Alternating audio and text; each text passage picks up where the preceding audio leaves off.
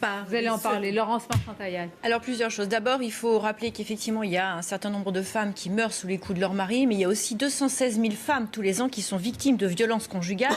Et on n'intègre pas là-dedans toutes les femmes qui sont aussi victimes de violences psychologiques, celles qui sont victimes de harcèlement. Donc, en réalité, ce à quoi on assiste, c'est un véritable retour du patriarcat qui peut être aussi symbolisé par le retour des religions dans la sphère plus publique.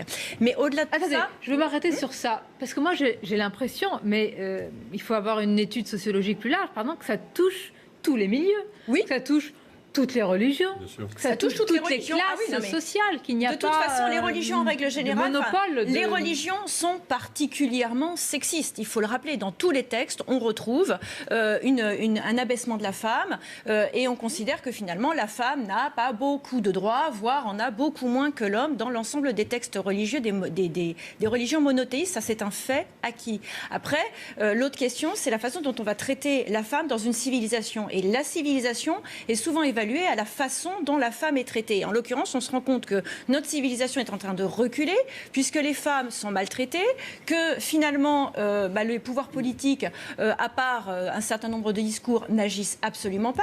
Et en l'occurrence, oui, le ministère aux droits des femmes, ou en tout cas à l'égalité des femmes, puisqu'avant on avait un ministère du droit des femmes, n'existe plus, et puis il n'est pas doté de moyens. Mais au-delà de tout ça, on ne peut pas que incriminer les policiers, parce qu'on a un problème, c'est que les policiers, ils sont mobilisés partout, qu'on a des gouvernements successifs qui ont diminué les effectifs.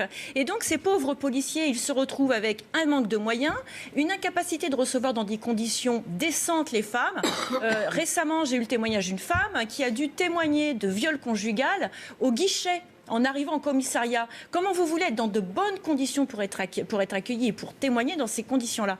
Donc il faut qu'il y ait des cellules psychologiques, il faut qu'il y ait des personnes qui soient formées, il faut que ces femmes puissent se sentir en confiance. Donc en réalité, les moyens en termes de ministère de l'Intérieur ne sont pas donnés non plus, et il faut aussi des effectifs pour tout ça. Donc une fois de plus, on retombe sur le même problème, c'est que l'ensemble des soucis qu'on rencontre, ou plutôt des graves problèmes qu'on rencontre, sont dus à ces manques de moyens au niveau du ministère de l'Intérieur et de la Justice aussi. Parce que je rappelle que le ministère de la Justice, depuis 2 ans, n'a publié aucun chiffre.